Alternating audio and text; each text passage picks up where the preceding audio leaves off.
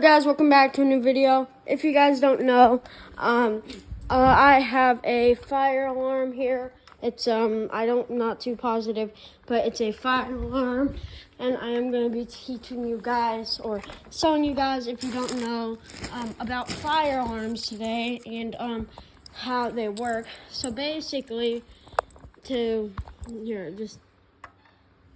bit messy right now because we're I hope you guys had a good Easter. Just so you know. So basically, this fire alarm is normally going to be on the wall. There's chrome right here. So you push in and pull down. Like so. It's activated, as you can see. But this, I'm just going to show you about this, and then I'm going to tell you. Well, I'm going to tell you now. So, basically, look. You see how that switches up? When I close it and lock it, and I pull it, that switch gets put down again. And the reason why it gets put down is this right here is flipping the switch. And it's not connected, but once the switch gets flipped, this part will be connected to a control panel. The control panel is like this that will be connected in the wall to a control panel. The control panel is the main key of the operation for the thing. So basically what it does is it gets a message from the thing, and then it sends a message through the wires to the beeper, aka the speaker that makes the noise, the very loud noise.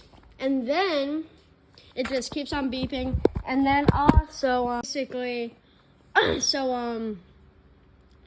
what it does, and then in order to silence it, the firefighters normally come and they do that stuff with the control panel. I don't know what buttons they press, but they just do that.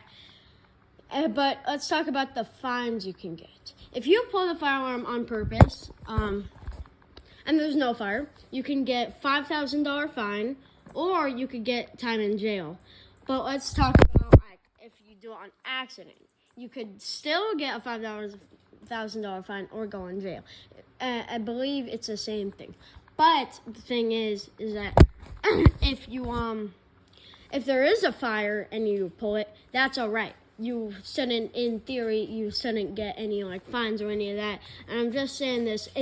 I know it's really boring if you don't really care, but I'm just saying this to let you guys know if you didn't know. And if you want to get your own fire alarm, that'd be pretty cool. It's cool to have a fire alarm. If you've always wanted to put one, you can just get one for cheap. The max you can, I got this one for $15. It's a pretty nice fire alarm. Well, that's it for today's video. See you guys next video. Bye, guys.